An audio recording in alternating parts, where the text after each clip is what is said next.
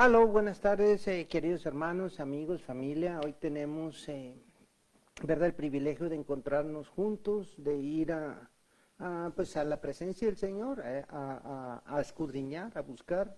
Como cada miércoles, le doy la bienvenida a este estudio bíblico, a este estudio o a este tiempo de estudio y reflexión acerca de ciertos pasajes. Las últimas semanas hemos estado hablando de la necesidad de amar a Jesús, pero también la necesidad de conocerlo, porque pues nadie puede amar a alguien que no conoce. De tal manera que en las últimas semanas hemos estado trabajando en el libro de Lucas, del Evangelio según San Lucas, para encontrar ahí lo que el Señor nos enseña acerca de su encarnación, de su anunciación, encarnación, de su vida, de sus milagros, de sus prodigios, de sus señales y de su posterior pasión también, ¿verdad? O sea, lo que fue el arresto. Vamos a ver cómo fue arrestado, su juicio. Vamos a ver hasta cuando llega a la cruz.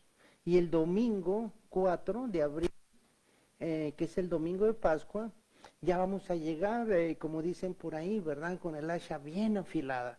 Vamos a llegar con más conocimiento de lo que es de Jesús y vamos a poder entender mejor lo que significa la resurrección.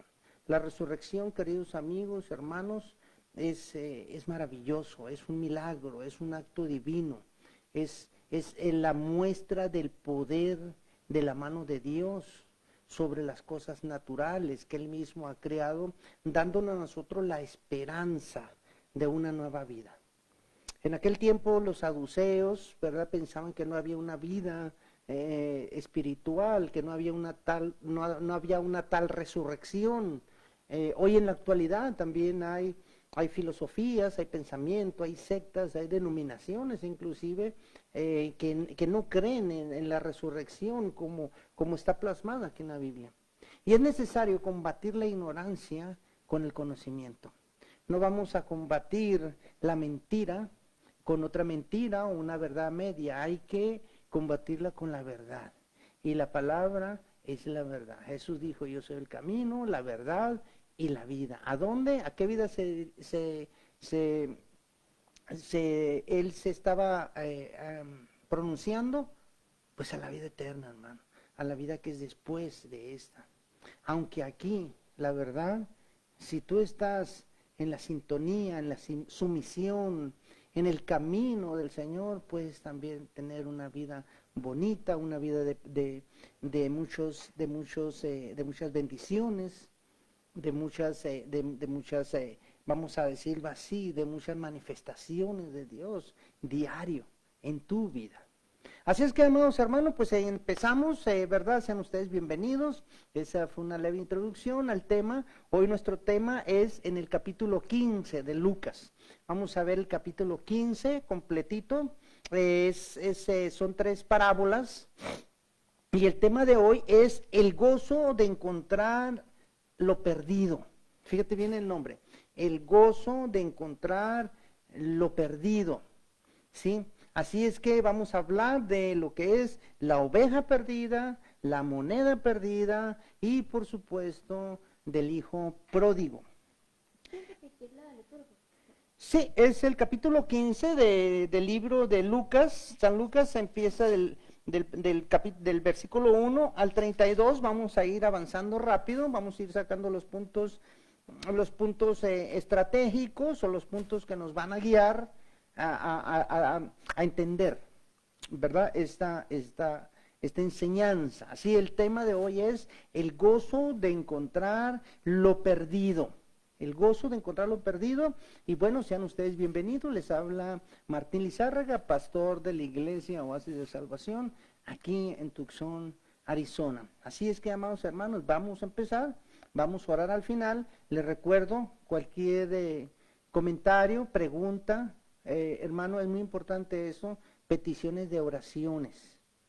Nosotros estamos para interceder unos por otros. El Señor trabaja grandemente en las peticiones cuando nosotros las encauzamos a Él, ¿verdad? Así es que hazlo por medio del chat, escríbenos, hay una hermana que está esperando lo que tú vas a poner, ¿verdad? Ahí, peticiones, saludos, lo que gustes. Así es que, amado hermano, vamos a empezar, vamos a leer primeramente donde Jesús responde a una acusación de los fariseos. En estos capítulos ya el Señor va enfilando hacia Jerusalén. Ya no va a haber vuelta atrás, ya no va a regresar otra vez a Galilea, a Nazaret, a Capernaum, ¿verdad? Ya no va a regresar al norte, ya va enfilándose, caminando, visitando aldea por aldea para llegar a Jerusalén. Esto va a terminar, ¿verdad? Hasta la entrada triunfal, cuando Él entra un domingo, lo que nosotros conocemos como el Domingo de Ramos, entra a Jerusalén, y en esa última semana se da la Pascua judía, pero también se da el arresto de Jesús y posteriormente, ¿verdad? Vamos a decir así, el asesinato, el homicidio, la muerte de Jesús, esa misma semana. Él ya va yendo, ¿verdad? En este año ya les está adelantando un poquito a sus discípulos que él va a tener que padecer. Ya les está adelantando lo que está pasando, pero también aprovecha este último año, esta última travesía de su ministerio aquí en la tierra, aprovecha para educarlos, aprovecha para enseñarles, aprovecha para adoctrinarlos acerca de la instalación del reino aquí en la tierra y del trabajo que iban a tener los discípulos para expandir estas enseñanzas. Entonces vamos a ir en ese punto, está en un momento en el que el Señor está en una enseñanza y ahí un grupo de fariseos lo acusa de algo. Mira, vamos a leer el versículo 1, 2 y 3 del capítulo 15. Dicen, se acercaban a Jesús todos los publicanos y pecadores para oírle. Y los fariseos y los escribas murmuraban diciendo, a los pecadores recibe y con ellos come. Entonces, él le refirió esta parábola diciendo, o sea, en contestación a lo que estas personas les decían, ¿verdad? Amado hermano, este es uno de los capítulos más amados de la Biblia. Él es, de hecho, ¿verdad? Es como Jesús contesta, pero este capítulo es uno de los capítulos en los que es, si lo sabemos apreciar, sabemos entender, es uno de los capítulos más esperanzadores, ¿verdad? De todos aquellos que estamos perdidos en el pecado, que estamos perdidos en la ignorancia, que estamos perdidos en el sistema del mundo, que allá muy dentro de nosotros siempre había una pregunta: ¿será esto la vida? ¿Qué pasará después que partamos de este mundo? Entonces, ¿verdad? Tenemos que tener plena confianza en que el Señor conoce y Él rescata lo perdido, ¿verdad? Todo aquello que estaba olvidado para el hombre, a Él no se le olvida, ¿verdad? Entonces, esto es lo que este maestro o el maestro responde, ¿verdad? Aquella acusación que le dice los judíos. Refiriéndose a Jesucristo, a los pecadores recibe, o sea, como diciendo, acepta y comparte con ellos. Los fariseos, amado hermano, era un partido, ¿verdad?, religioso, pero que también tenía mucho poder político en el tiempo de la Jerusalén o de la Israel ocupada por el Imperio Romano, ¿verdad? Y los fariseos dividían a los hombres en dos clases. Ellos hacían una separación profunda, ¿verdad? Los pecadores, los inmundos, ¿verdad? Y por este lado, los justos. Y los justos no querían tener nada que ver con los inmundos, o sea, con los pecadores. Los veían como basura, como cosa olvidada por Dios, como no merecedores, ¿verdad? Y quiero decirte algo, ¿verdad? Todavía habemos muchos en el mundo, inclusive en la iglesia rescatada por Jesús, que todavía vemos de esa manera a las personas, que no tenemos ese amor por las almas, que no nos importa, ¿verdad? Porque decimos, ya no tiene arreglo, ¿sí? Los rabinos en ese tiempo, o sea, los líderes religiosos, hermano, estaban tan fuertes, ¿verdad?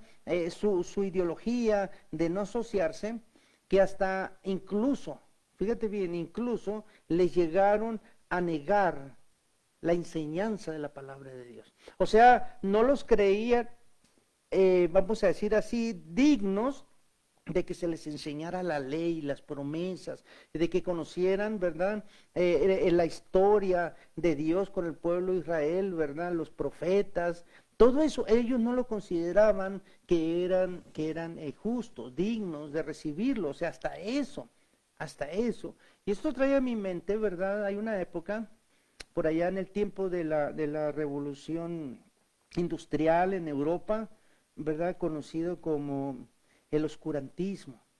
Hay una época en los 1400, 1600, por allá, ¿verdad? En la que la iglesia tradicional, la iglesia católica, tenía monopolizada la palabra de Dios. ¿Qué quiere decir monopolizada? Quiere decir que la tenía nada más para ellos. Nada más los presbíteros, los sacerdotes, los monjes tenían el derecho de leer la Biblia. Al pueblo no se le podía enseñar la palabra de Dios. Por eso se llama el oscurantismo, era una época de oscurantismo espiritual. La gente no conocía la palabra del Señor. Así que ellos le enseñaban a su manera. Ellos le enseñaban según sus creencias y sus intereses. De tal manera, ¿verdad?, que en esa época de nuestro Señor Jesucristo, pues también era lo mismo, y luego después en los 1000 y algo, ¿verdad?, entre el 1400 y 1600 aproximadamente, se vuelve a repetir la misma historia. Y ahora, desgraciadamente, pasa lo contrario, ¿verdad? La Biblia las encontramos hasta en las tiendas del dólar, pero ya no la queremos leer. Antes no nos dejaban leerla y ahora no queremos leerla. O sea, es algo raro, ¿verdad? La vida del mundo. Pero vamos a darle lectura al capítulo 15, del 4 al 7, encontrando una oveja perdida. Fíjate lo que les contesta Jesús a esos hombres, ¿verdad? Fariseos y escribas que lo estaban acusando de que él se relacionaba siendo un rabino, porque Jesús era un rabí, hermano. Un rabí judío, ¿verdad? A él se le conocía así, por su conocimiento, por su labor, así se le conocía, ¿verdad? O se le daba ese título, de tal manera que esto le contesta. ¿Qué hombre de vosotros, teniendo 100 ovejas, si pierde una de ellas, no deja las 99 en el desierto y va tras la que se perdió, hasta encontrarla? Y cuando la encuentra, la pone sobre sus hombros, gozoso, y al llegar a su casa reúne a sus amigos y vecinos, diciéndole: gozaos conmigo, porque he encontrado mi oveja que se había perdido. Os digo que así habrá más gozo en el cielo por un pecador que se arrepiente, que por 99 justos que no necesitan de arrepentimiento. Fíjate la parábola, ¿verdad? Qué hermoso, hermano. Si pierde una de ellas. No es extraño que una oveja, hermano, en los tiempos ya viendo la labor pastoril, ¿verdad? O la labor de los pastores, el trabajo de los pastores, ¿verdad? No es extraño que una oveja estuviera perdida, hermano. Ninguna, ¿verdad? Hay una cita que hace Clark aquí, ¿verdad? Y que lo apunté para hacerlo textual. Él dice: ninguna otra criatura se desvía con más facilidad que una oveja. Ninguna hace menos caso. No sé a quién me recuerda esto, ¿verdad? Y ninguna es tan incapaz de encontrar el camino de regreso a la manada. Cuando una se ha perdido, balará, o sea, a su manera, ¿verdad?, de berrear, balará por la manada, o sea, gritará por la manada, y aún así seguir corriendo en una dirección contraria a la que dirige hacia la manada. He notado esto con frecuencia, ¿verdad? O sea, las ovejitas son como medio tontitas, hermano. No tienen una orientación correcta, adecuada. Es fácil que se desvíen, ¿verdad? Cualquier cosa la saca de su movimiento, pero después que es tan fácil de perderse, aún así, ¿verdad? Son tontitas también para regresar, porque no pueden, no se acuerdan del camino, ¿verdad? Pueden estar balando, pueden estar gritando, pueden estar a su manera, ¿verdad?, gritando a los suyos, pero ir en otra dirección contraria. Es lo que dice este señor, ¿verdad? Y la preocupación, hermano, del pastor es por la oveja perdida. Y aquí está uno de los secretos, una de las enseñanzas maravillosas que tenemos que descubrir entre líneas, ¿verdad? La que no está perdida no es una preocupación inmediata para el pastor. O sea, ya está ahí. Cuando él encuentra a la que se perdió, el pastor está feliz, hermano, la pone sobre sus hombros, no está enojado, ni le reclama, ni le agarra a palazos y le dice, ¿por qué te fuiste, tonta? Que ya sabes que eres tan despistada, te voy a cintarear para que aprendas. ¿Verdad? No, hermano, él la pone en sus hombros y se goza él. Y no solamente se goza él, sino que invita en su gozo a los demás. ¿Sí? O sea, nota la palabra gozoso. Cuando Jesús nos carga, hermano, cuando Jesús nos encuentra, porque es una realidad, Él nos encuentra a nosotros no lo buscamos a Él. Cuando Jesús lo hace, nos carga con gozo, no con rencor, sino contento, gozoso. No está enojado con nosotros porque anduvimos tantos años en el mundo pecando y haciendo tantas barbaridades, sino que nos agarra con todo cariño, con todo amor, nos recibe, ¿verdad? Y hay gozo en su corazón, Él se goza. ¿Te fijas qué cosa tan maravillosa, hermano? Cuando nosotros aceptamos que estamos mal y entregamos, devolvemos parte del amor de Dios en una palabra que se llama arrepentimiento, Él está feliz. El corazón de Dios se goza. La pone sobre sus hombros gozoso. Fíjate lo que dice en Romanos 5:6. Cuando Jesús nos encontró, también tuvo que cargarnos, porque Cristo, cuando aún éramos débiles, a su tiempo murió por los impíos. ¿Qué quiere decir eso? Estábamos tan débiles, hermano, espiritualmente, que andábamos arrastrándonos, que no encontrábamos el camino, que íbamos a pedir prestado, que íbamos a neuróticos anónimos, que íbamos a alcohólicos anónimos, que íbamos a los psicólogos. Sabíamos que estábamos mal, estábamos sufriendo, estábamos decaídos, estábamos tristes, débiles espiritualmente, llenos de miedo y de temor por el hoy y por el mañana. Así nos encontró nuestro Señor Jesucristo, débiles, ¿verdad? Y también tuvo que cargarnos. Los rabinos, hermanos, creían que Dios, fíjate bien, y esto lo enseñaban, creían que Dios recibiría a un pecador que viniera a él inmediatamente. O sea, arrepiéntete y ven a mí y te voy a perdonar. O sea, de esa manera pintaban a Dios, ¿verdad? Pero en la parábola, hermano, que acabamos de leer, del pastor y la oveja, Jesús enseña que Dios busca. Fíjate bien, y aquí está la diferencia, y aquí está lo que nosotros tenemos que captar, ir guardando en nuestro corazón. Apúntalo si quieres, ¿verdad? Dios busca a los que aún se encuentran perdidos. No nos deja nuestra suerte, no nos abandona, ¿verdad? Allá en el desierto de la vida, no nos deja ahí tirados. Dios no recibe, hermano, con disgusto a los perdidos. Él no se enoja cuando llegamos a Él. Cuando Él todavía nos agarra, nos carga, débiles en sus hombros, ¿verdad? No nos regaña, como dijimos ahorita. En vez de eso, Él nos busca. Dios encuentra al pecador antes que el pecador lo encuentra a Él. Eso quiere decir que Dios nos encuentra a nosotros antes de que nosotros ni siquiera volteáramos nuestros ojos a Dios.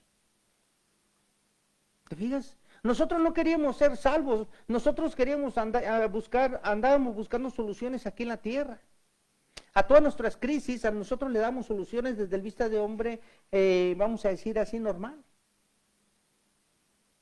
Esto, hermano, de que el Señor nos busca, era un pensamiento completamente revolucionario, algo nuevo, ajeno. O sea, ellos no lo habían oído nunca, los rabinos, ¿verdad? Era algo nuevo, algo revolucionario, algo que la audiencia de Jesús, que inclusive eran algunos líderes religiosos, era algo nuevo lo que les decía, que Dios busca. Ellos pensaban que el hombre tenía que arrepentirse y ir a Dios, y Jesús les está enseñando que Dios busca. Ellos creían, hermano, que eran más justos que los demás, o sea, me refiero a los judíos, porque ellos habían buscado diligentemente a Dios y otros no. Ellos buscaban a Dios por medio de la religión. El hombre no puede encontrar a Dios. Cuando Dios no quiere ser hallado, el hombre no lo puede encontrar. Ellos lo buscaban por medio de la religión, ellos lo buscaban por medio de aferrarse a algo que Dios estaba enseñándoles, que ya era tiempo de dejar atrás e ir a otro pacto. Ellos seguían todavía buscándolos, ¿verdad? Lavándose la mano 7 veces antes de comer, sacándole el lustre a los platos, ¿verdad? respetando el sábado, desechando a los pecadores, o sea, eso era la manera que ellos estaban buscando a Dios. Pero también el Señor, la verdad, ahí mismo en esa parábola nos dice, así habrá más gozo en el cielo por un pecador que se arrepiente, que por 99 justos que no necesitan de arrepentimiento. Aguas porque aquí, hermano, hay una especie de, vamos a decirlo así, ¿verdad?, de sarcasmo por parte de nuestro Señor Jesucristo, cuando Él dice a los justos, ¿sí? No quiere decir que eran justos y que ya eran salvos, o sea, eran justos según su propia opinión. Por eso se creían justos, ¿verdad? No quiere decir que no, que eran ya arrepentidos, que era un grupo ya de salvos, no quiere decir que, ¿verdad?, eran justos según su punto de vista. Y cuando una persona se cree justa, una persona que cree, ¿verdad?, que él ya hace buenas obras, soy buena persona, no robo, no mato, ¿verdad?, no me prostituyo, no trabajo en el narcotráfico, sí, yo voy a la iglesia, diezmo de vez en cuando, ¿verdad?, hago todo eso. Pero eso es justo delante de los hombres, no delante de Dios. Solamente por medio del arrepentimiento y una nueva vida, ¿verdad?, convirtiéndonos en una nueva criatura, es que nosotros somos justos delante de Dios. Y a ese arrepentimiento se refería Jesús. Aquí la aplicación es clara, ¿verdad? Hay gozo en el cielo cuando los perdidos, aquellos perdidos que andan en el mundo rodando, ¿verdad?, son encontrados y no solamente son encontrados, porque Dios sabe dónde estamos, sino que son encontrados y se arrepienten. Secreto, tómalo, hermano, en tu corazón. Arrepentimiento, requisito necesario para ver el rostro de Dios. ¿Sí?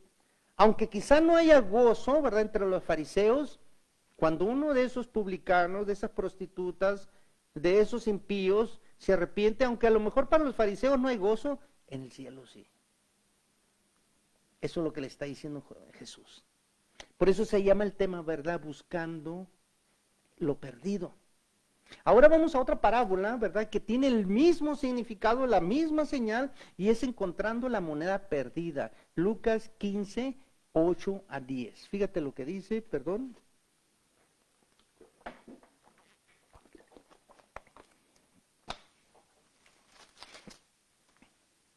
¿O qué mujer, o sea, habiéndoles dado la primera enseñanza,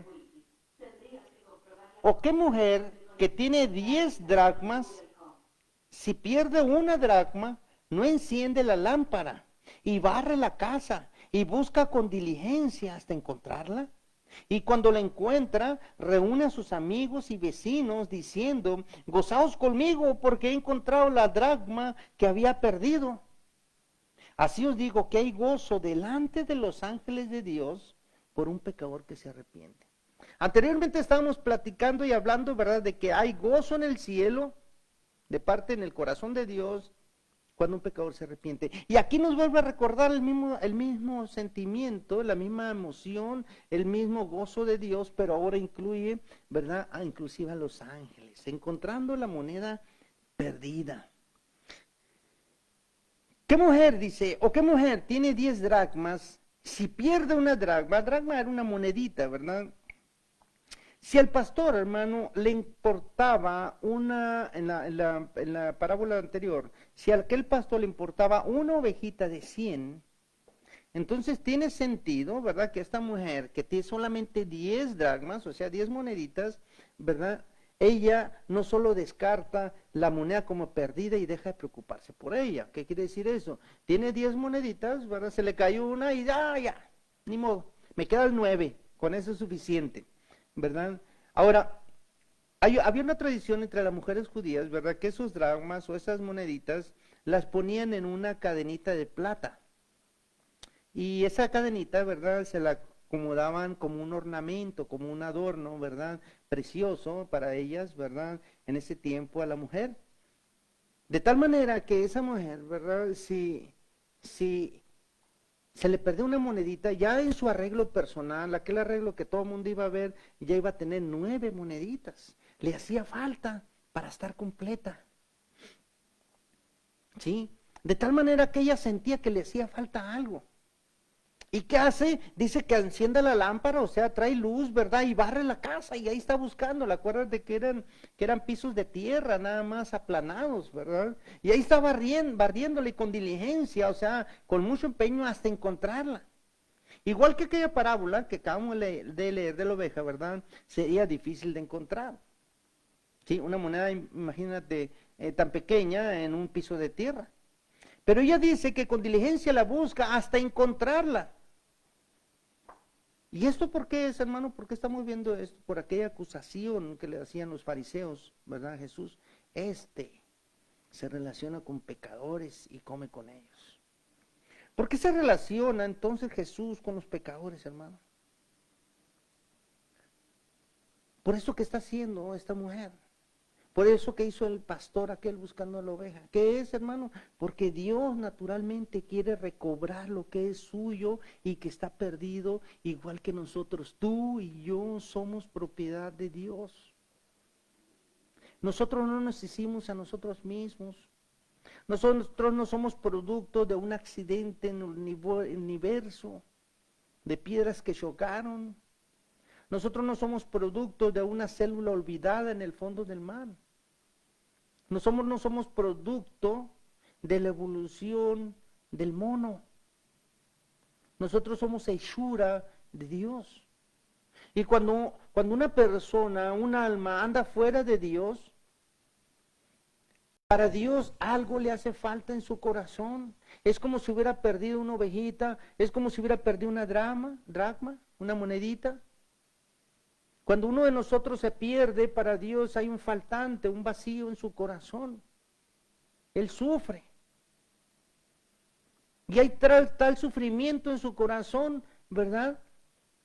Viéndolo con ojos de hombre, obviamente, porque Dios es un Dios perfecto y soberano, pero viéndolo con ojos de hombre, que Él tuvo que mandar a su Hijo para buscar lo perdido. Y aún tuvo que derramar su sangre para recuperar lo perdido, o sea, con diligencia nos buscó. Y todavía hace la misma aseveración al final de la parábola esta, dice, hay gozo delante de los ángeles de Dios por un pecador que se arrepiente. O sea, Dios y los ángeles se gozan cuando se encuentran uno que estaba perdido. Hay algo que quiero compartir con ustedes, ¿verdad? Está en Isaías 62:5. Con frecuencia no pensamos, ya esto en palabras mías, ¿verdad? De Dios como gozándose.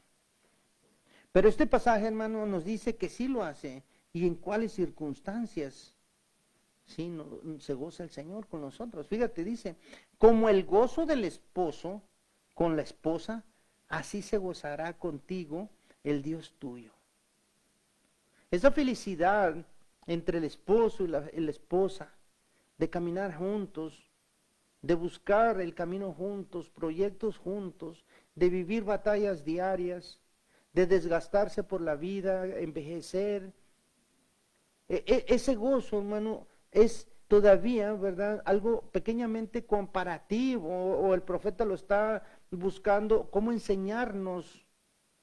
En sus propias palabras dice, el matrimonio, ¿verdad? Es como de Dios, algo que se necesitan, algo complementario en la pareja. De tal manera que así es el gozo del Señor contigo, dice. Ese gozo que hay en el matrimonio, ese gozo también hay de Dios hacia los pecadores, hacia el hombre, hacia su creación.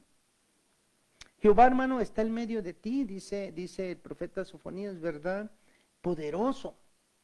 Él salvará. Se gozará sobre ti con alegría. Ahí está marcando otra vez el gozo de Dios, ¿verdad? Sobre los hombres. Dice, se gozará sobre ti con alegría, callará de amor, se regocijará sobre ti con cánticos. Sofonías 3:17. O sea, las personas religiosas, hermanos, de los días de Jesús, creían diferente y aún tenían un dicho. Ellos decían, habrá gozo en el cielo. No estaban en las escrituras, ¿sí? No estaban los profetas, ni en los libros, ¿verdad?, de sabiduría, ni en la Torá, no. Eso eran tradiciones de ellos, eran palabras de ellos. Decían, habrá gozo en el cielo por un pecador que es destruido por Dios. O sea, los rabinos eso enseñaban. O sea, habrá gozo en el cielo por un pecador que es destruido por Dios. Cuando Jesús nos está enseñando que habrá gozo cuando un pecador se arrepiente, ese era un choque, era algo revolucionario, algo nuevo, algo cambiante. Pero precioso, hermoso, que muchos abrazaron y tuvieron la oportunidad de heredarlo a nosotros, ¿verdad? Así es que sobre eso, hermano, estaba Jesús trabajando. Por eso Él les dice lo contrario, no, habrá gozo en el cielo por un arrepentido. En nuestro celo, hermano, por hablar en contra del pecado, o sea, de echarle el pecado, ¿verdad? En nuestra cultura, en nuestra actualidad, ¿no estaremos dando la misma impresión? Muchas veces no nos gozamos de alguien, inclusive hacemos comentarios como esto, ¿verdad? ¿Se lo merece? Pues no ves cómo vive. Esto es resultado de sus malas obras. El Señor lo está castigando. Y luego somos religiosos porque sacamos pasajes como, fíjate, como dice la Biblia, no os engañéis, Dios no puede ser engañado. Lo que el hombre sembrare, eso cosechará. Y eso que está pasando ahorita, esta persona, este hermano, este hombre, esta mujer, es porque se lo merece, porque anda lejos del camino del Señor. Estamos haciendo lo mismo que los judíos estaban pensando, enseñando, diciendo, cultivando, enseñándole a sus hijos. ¿Te fijas, hermano? ¿Te fijas lo diferente, el mundo de diferencia entre las palabras de Jesús y las palabras de los hombres religiosos de aquel tiempo? Vamos a buscar otra parábola, ahí mismo en el capítulo 15, en la tercera parábola que vamos a ver, y es una maravillosa parábola, una parábola tierna, una descripción de Dios, una descripción del mundo, una descripción del pecador arrepentido. Se llama, ¿verdad?, el hijo pródigo. Vamos a leerle en el capítulo 15, donde estamos, versículo del 11 al 16. Vamos a ver cómo el hijo se perdió, ¿ok?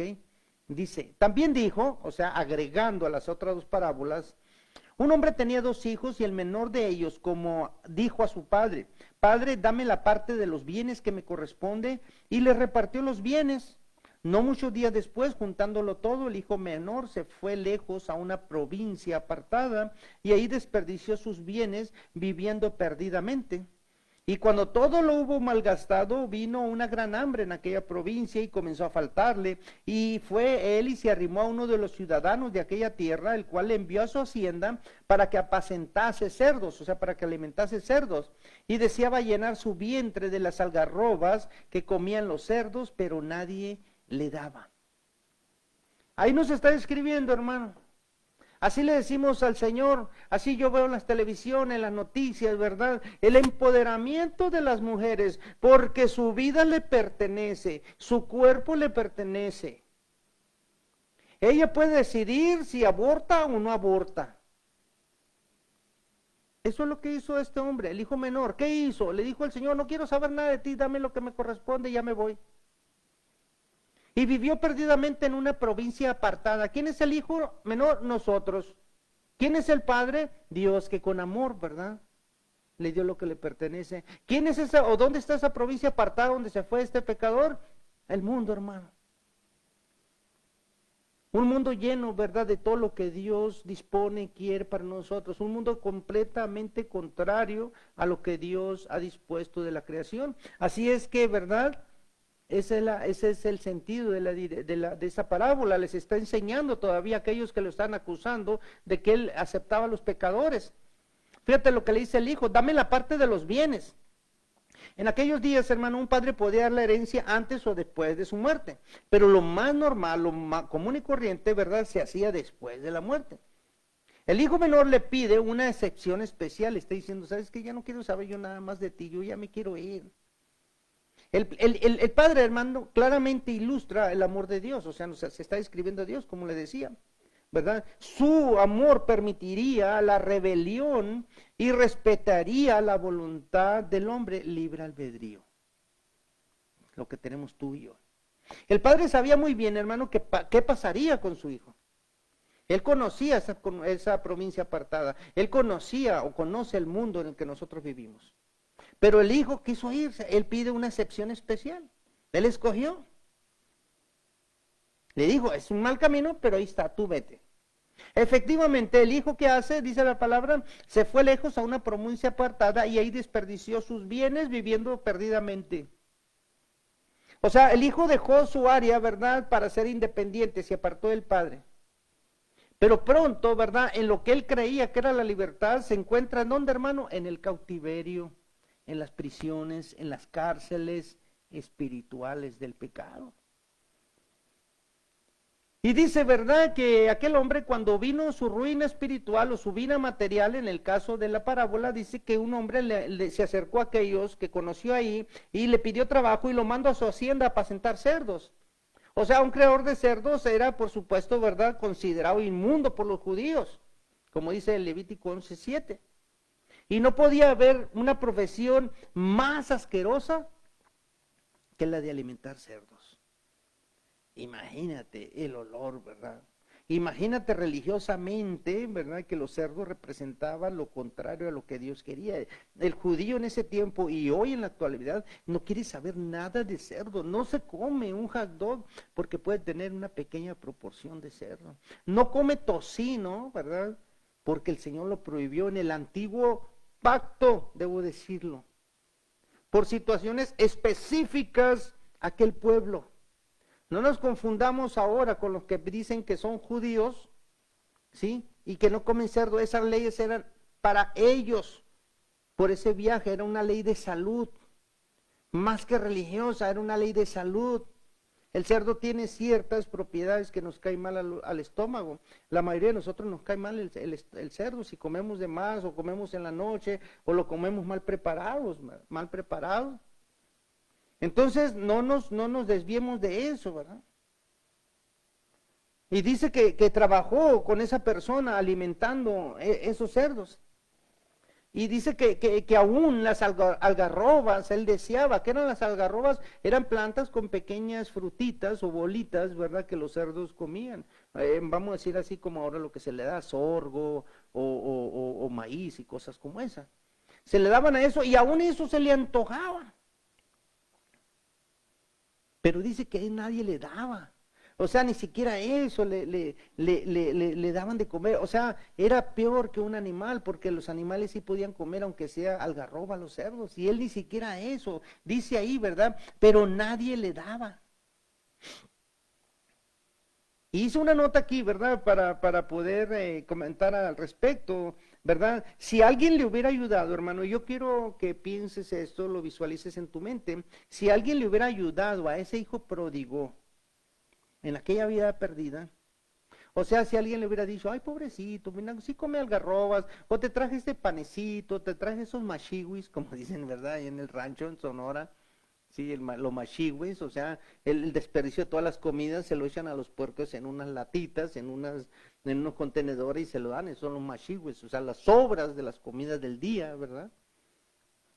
Si alguien le hubiera dado inclusive eso, esa persona que creía que estaba ayudando, ¿verdad?, solamente retrasaría el día en que él volviese en sí. O sea, retrasaría que él reaccionara y ponerse, ¿verdad?, o se pusiera bien con Dios. Nosotros muchas veces creemos, hermano, que ayudamos a las personas, cuando en realidad, ¿verdad?, a lo mejor dándoles, estamos diciéndole a Dios, permíteme, yo voy a solventar la necesidad de mi hijo, de mi hija, de mi padre, de mi madre o de mi hermano. No te metas, yo puedo, ¿ok? Yo voy a patrocinarle lo que él necesita, aquella persona anda perdida, anda desviada, pero nosotros estamos haciendo el trabajo de Dios. No, yo me voy a esforzar y me vuelvo loco, no se come, pero voy a esforzarle y le voy a dar a mi hijo esto, le voy a dar a mi hija, le voy a dar a mi padre esto. O sea, muchas veces pensamos que dando es como podemos ayudar a alguien. O sea, no dejamos que Dios trate directamente con esa persona. Porque Dios estaba tratando con esa persona, llevándola a una necesidad extrema. Dios trata con nosotros personalmente, hermano. Cada uno de nosotros es tratado de manera diferente por parte de Dios. Y a ese joven, ¿verdad?, a esa persona estaba tratándolo de esa manera, lo estaba llevando a un pozo profundo para que él reaccionara. Y efectivamente, hermano, reaccionó y dice, fíjate la palabra, y volviendo en sí, o sea, como despertando y de repente él pensando y dice, hey, ¿qué está pasando? ¿Qué estoy haciendo yo aquí? Y él mismo empieza a hablar con él mismo y dice, ¿cuántos jornaleros en casa de mi padre tienen abundancia de pan? O sea, los trabajadores allá, el jornalero, el labor, o sea, el último de los empleados come perfectamente y yo aquí, dice, perezco de hambre. No puede ser esto, ¿verdad? Entonces dice, y él empieza a fraguar, a pensar, y dice, me levantaré e iré a mi padre y le diré, Padre, he pecado contra el cielo y contra ti, y ya no soy digno de ser llamado tu hijo, hazme como a uno de tus jornaleros, o sea, contrátame como a uno de los peores, ¿verdad?, trabajadores, o del nivel más bajo de trabajo que tú tengas para mí. Yo quiero ser un hijo, aspiro al perdido a ser como ese, ya no quiero tener los privilegios de hijo, solamente quiero, ¿verdad?, tener el pan y el sustento diario, ¿verdad?, y estar cerca de ti. Y esto de volviendo en sí, ¿verdad? Él no buscó un grupo de autoayuda, ¿verdad? No buscó reparar su niño interior, no buscó el psicólogo, no culpó a sus amigos, porque muchas veces, hermano, hay chantaje por parte de una persona que está pasando por una crisis, ¿verdad? Que nos culpa, o que culpa a las personas de todas sus malas decisiones y nos llega a dañar emocionalmente cuando nos dice, es que por ti estoy yo así, tú tienes la culpa de lo que me está pasando, porque es muy fácil echarle la culpa a las otras personas, ¿sí? Le echamos la culpa al esposo, a la esposa, al jefe, al hermano, al papá o al hijo, o inclusive a los cerdos, en el caso de este señor, ¿verdad? Y regresó a su padre, así dice ese pasaje, dice, me levantaré, iré a ti, iré a mi padre. Jesús, hermano, fíjate bien que en la parábola, analizándola bien, no dice que el hombre regresó a su pueblo, ¿te fijas?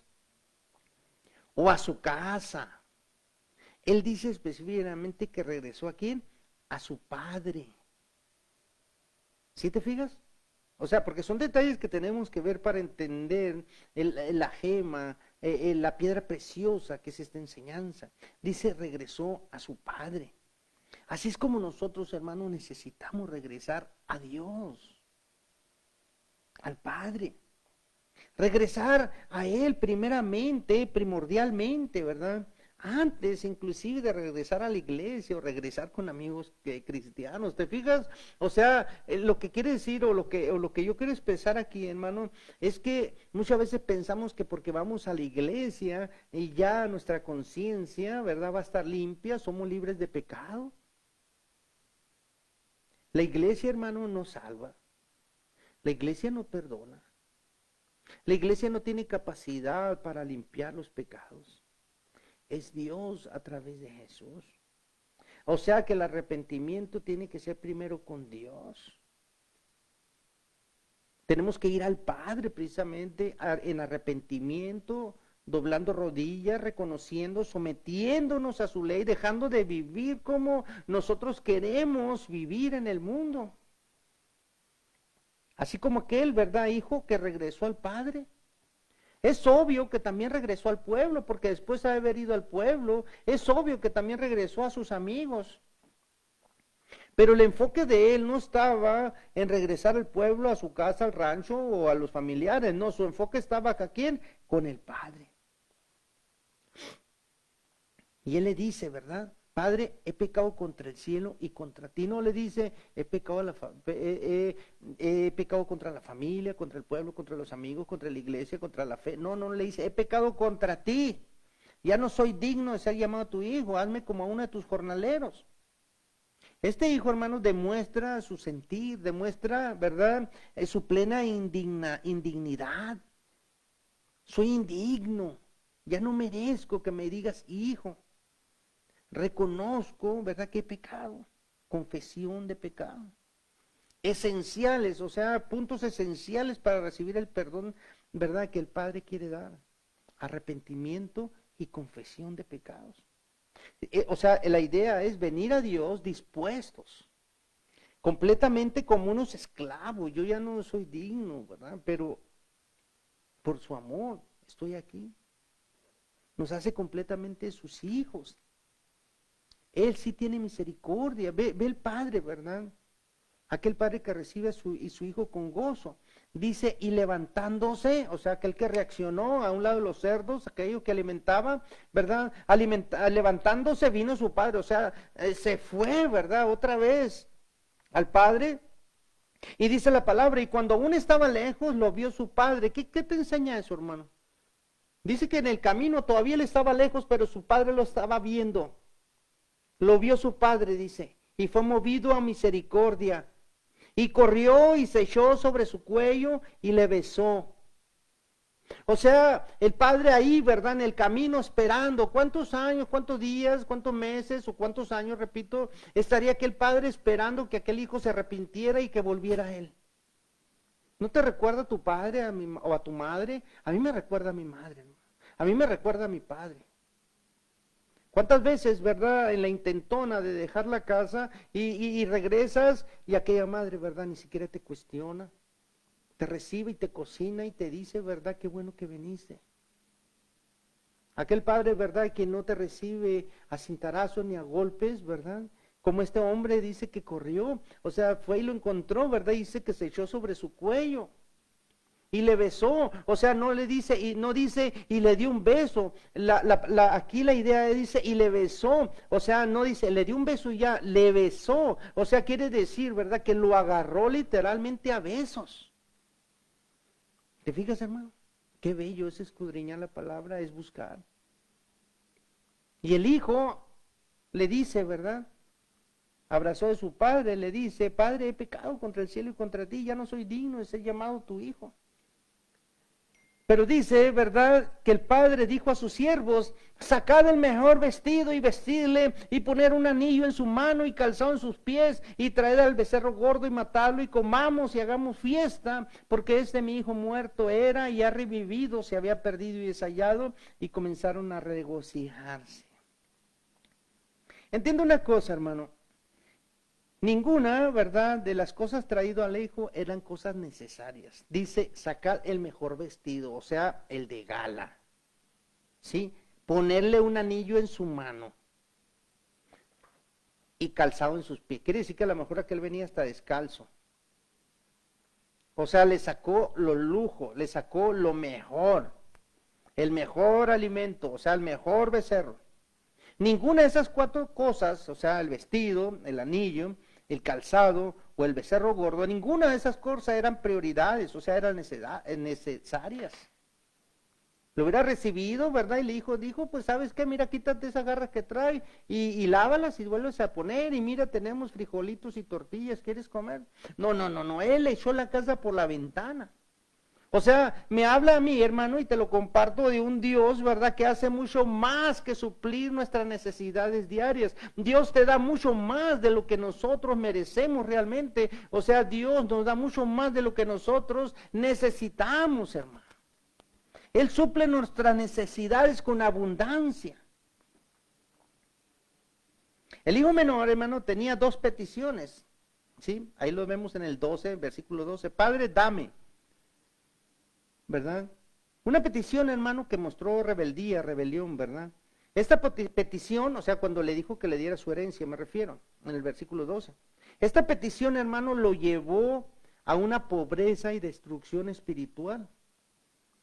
Y después, ¿verdad?, viene la segunda petición de él en el versículo 19, que es, hazme como a uno de tus jornaleros. Una petición que ahora ya no era acompañada de orgullo, vanidad y soberbia, sino que ahora era sumisión. Aquella petición con soberbia, ¿verdad?, lo llevó a la destrucción, y esta petición en sumisión, ¿a dónde lo lleva, hermano? A ser rico y amado otra vez por su Padre. ¿Sí?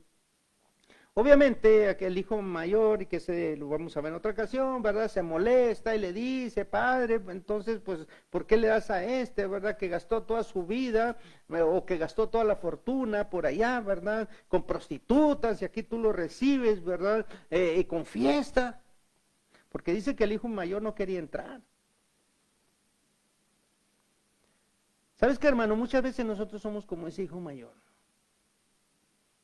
Muchas veces en lugar de alegrarnos, muchas veces en lugar de buscar al perdido, de ir a buscar a aquel que está sufriendo, aquel que anda en la ignominia, en el pecado, ¿verdad? Muchas veces nosotros, cuando llega a acercarse a nosotros, ¿verdad? En lugar de alegrarnos, empezamos a decir, mira, cuánto, ¿verdad? Años tengo yo sirviéndole al Señor, y este viene y en un momentito ya está perdonado y todo, qué suave. ¿Cuántas veces nosotros nos portamos como ese hijo mayor, verdad? O empezamos a juzgar a los nuevos, a los que se van acercando al Señor, y empezamos a decir, a ver si es cierto cuánto dura. A ver si es cierto que aguanta. No, la vida del Señor requiere mucha santidad. Como diciendo, así como he vivido yo. ¿Sabes qué, hermano? Perdóname la palabra, pero eso es basura espiritual. Estamos haciendo lo mismo. Porque el hijo mayor, no por haberse quedado con el padre, quiere decir que estaba bien. Él no se alegró. Él no tenía el corazón de Dios, porque Dios busca al perdido y se alegra en el cielo cada vez que un perdido se arrepiente. Y este hombre mostró todo lo contrario. Se enojó porque vino un perdido y un arrepentido. ¿Te fijas? Así somos nosotros cuando nosotros no compartimos a Dios. Queremos tenerlo para nosotros solito. Yo solo voy a gozarme en la iglesia. ¿Para qué voy a compartir el evangelio? ¿Sabes que ni siquiera me escuchan? Pastor, yo no tengo tiempo. Y luego pensamos, pues ese es trabajo del pastor, ¿verdad? Para eso se le paga, para eso es pastor, ¿que no? No, hermano, es de todos. ¿Sí? Es de todos. Porque no podemos, ¿verdad? Ser como este hijo mayor. Quiero concluir, hermano, ya por el tiempo, ¿verdad? En este capítulo 15, aquí se acaba la oveja, el hijo pródigo, ¿sí? 3 escenas. Y cada escena, hermano, ilustra un aspecto diferente de la obra de Dios. Yo quiero concluir con esto para que te quedes en el corazón con eso. 3 escenas diferentes.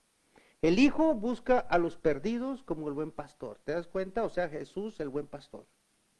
El Espíritu Santo busca a los perdidos con una iluminación escudriñadora. Eso es cuando habla de aquella mujer que perdió su dracma. O sea, diligentemente buscando. Si te fijas, aquí está la Trinidad manifestándose, hermano. Y esto es lo que nuestros ojos propios no pueden ver en muchas ocasiones. Tenemos que pedir iluminación al Espíritu Santo para entenderlo. El Hijo busca a los perdidos, ¿sí? Como aquel pastor. El Espíritu Santo, ¿verdad? Nos da la luz necesaria y escudriñadora para buscar, ¿verdad? A los perdidos. Y el Padre espera a los perdidos con brazos abiertos cuando regresan, la Santísima Trinidad. Cada escena, hermano, ilustra un incremento, ¿verdad? De pérdida severo. O sea, Dios siente la pérdida, Dios se siente un vacío. Cada escena de esta, hermano, ilustra una manera diferente, ¿verdad?, de ser perdido. Te lo explico. La oveja fue perdida neciamente, vagando, o sea, por vaga. Igual que muchas personas hoy en día. Nos perdemos, ¿por qué? Porque queremos conocer, husmear, tenemos curiosidad por el mundo. ¿Qué se siente bailar? ¿Qué se sentirá tomar? Nunca he tomado. Mis padres nunca me lo han permitido. ¿Qué se sentirá vivir así, verdad? Una sexualidad abierta como viven todas las muchachas de hoy. ¿Qué se sentirá, verdad? O sea, si te fijas, husmeando. Así es la ovejita, se va husmeando por el camino. O sea, va buscando algo que no le corresponde. Y se pierde en el camino. La segunda escena, ¿verdad?, muestra la moneda perdida. Por lo que otra persona hizo. O sea, podemos decir que estamos perdidos por aquella decisión mala que tomó Adán. La de la moneda perdida, ¿verdad? Nosotros, como quien dice, heredamos esa mala cabeza, esa indecisión o esa decisión hacia el pecado, como hizo Adán. Y el tercera escena, ¿verdad? ¿Ilustra qué, hermano? Aquel que se pierde por rebelde. O sea, muestra el hijo perdido por rebelión. O sea, junto con una salida rebelde, ¿verdad? Requería un regreso sumiso por el perdido. O sea, se fue rebelde y tiene que venir arrepentido. Y no debemos de perder, hermano, yo digo que tenemos que, ya para despedirnos, no debemos perder el punto central de esta enseñanza, ¿verdad? Jesús está contestando una crítica, está contestando, ¿verdad? Una acusación, en donde dice en el verso 2, ¿verdad? A los pecadores recibe y con ellos come.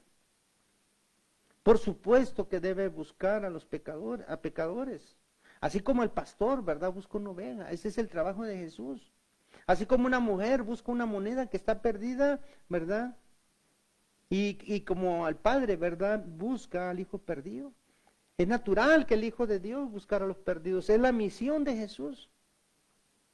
Ahora, la pregunta es, hermano, ¿se siente para ti y para mí?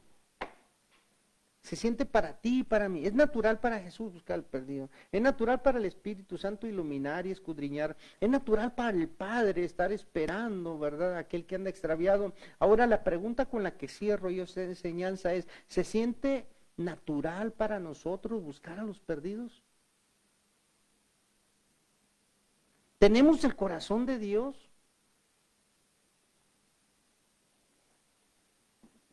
¿Quiénes son, hermanos, los perdidos a quien buscamos en el Señor? ¿Quiénes son? Los que andan allá afuera, hermano. Los que andan viviendo como el mundo dicta. Los que andan viviendo lejos de Dios. Los que están muriendo lejos de Dios. ¿Estamos tú y yo en la sintonía con Dios? ¿Estamos buscando al perdido? ¿Tenemos el corazón de acuerdo al corazón del Padre?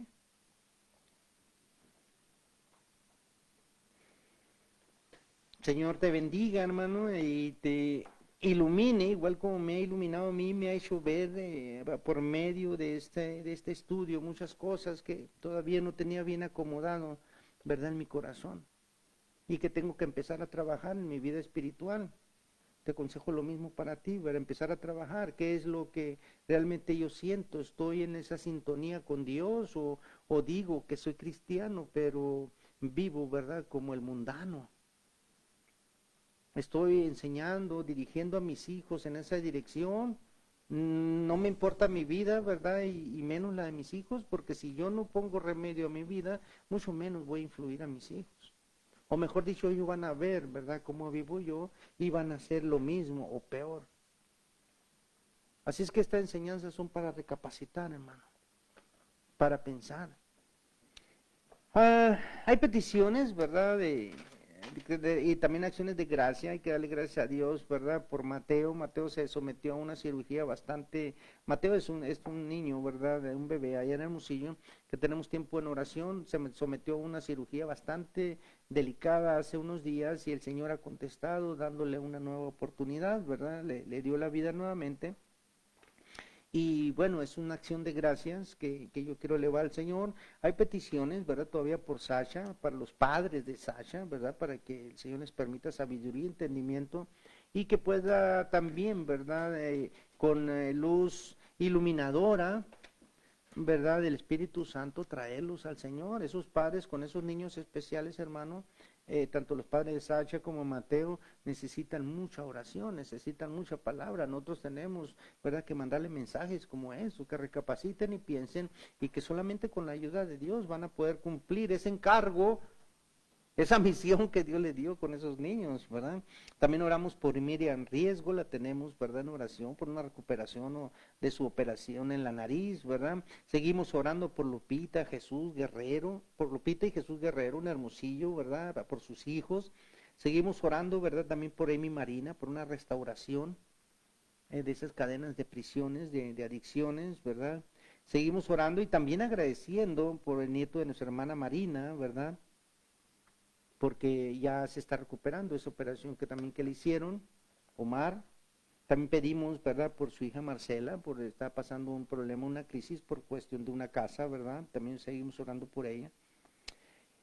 Por la salud de María Elena, mamá de nuestra hermana Lulú, allá en Hermosillo, ¿verdad? La señora María Elena pues ya se encuentra mayor y se le detectó cáncer, así es que tenemos que orar también para que el Señor ponga en su lugar, ponga su voluntad sobre sus vidas.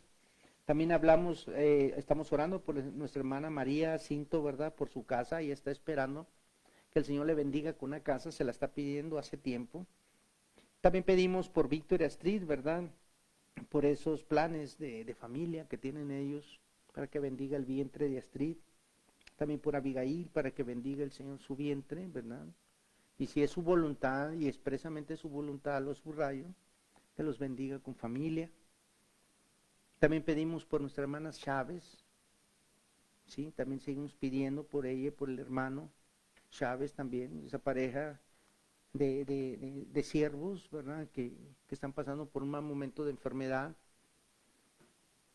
Seguimos rogando y pues me despido, hermano, también, ¿verdad? Saludando a todos aquellos, ¿verdad? Voy a leerlo rapidito, a los que me dé el tiempo, ¿verdad? A Nelda Lizárraga, a Jessy y a Betty, que también están ahí, ¿verdad? Escuchándonos, conectados. Astrid y Víctor Mariscal ahí en Hermosillo, ¿verdad? Abigail Lizárraga, Alma Lizárraga también allá en Las Vegas. Ahorita Nelda creo que está en Las Vegas también. Lupita y Jesús Guerrero en Hermosillo. María Navarro, Marisol y Sergio Nogales, hermanos, un abrazo, un saludote. Elizabeth Gómez, nuestra hermanita, ¿verdad? Por allá en Nogales, Sonora. Es maravilloso ver hasta dónde llegamos, ¿verdad? Que el Señor ponga en nuestro corazón reunirnos y que este medio no sea solamente para estar alimentando el chisme, estar alimentando, aquí va la crítica, ¿verdad? Perdón, no puedo dejar de hacerlo. Alimentar las enemistades, alimentar, ¿verdad?, las peleas, los mensajes dolientes, sino que sea un medio de bendición por el cual llegue la palabra del Señor a nuestras vidas. Así es que, hermano, nos despedimos y te invito a orar y cerrar este servicio, ¿verdad?, en la presencia del Señor. Padre Todopoderoso, amado Señor y Padre nuestro, te bendecimos, te glorificamos. Sabemos, Señor, que tu lugar está en la tierra, está en el trono celestial, en el cielo, pero que tu poder y gloria, Señor, nos cuida, nos guarda, aún aquí en la tierra. Te adoramos, Señor, te bendecimos y exaltamos tu precioso y maravilloso nombre. Te damos gracias porque te ha placido darnos vida en este día. Te ha placido, Señor, poner en nuestro corazón la necesidad de tu palabra. Te damos gracias, Señor, porque descansamos en la misión de Jesús, sabiendo que Él viene a buscar todo aquello, Señor, que se había perdido. Y nosotros, Padre, estábamos perdidos. Y hay muchos, Padre, muchos que aún están perdidos.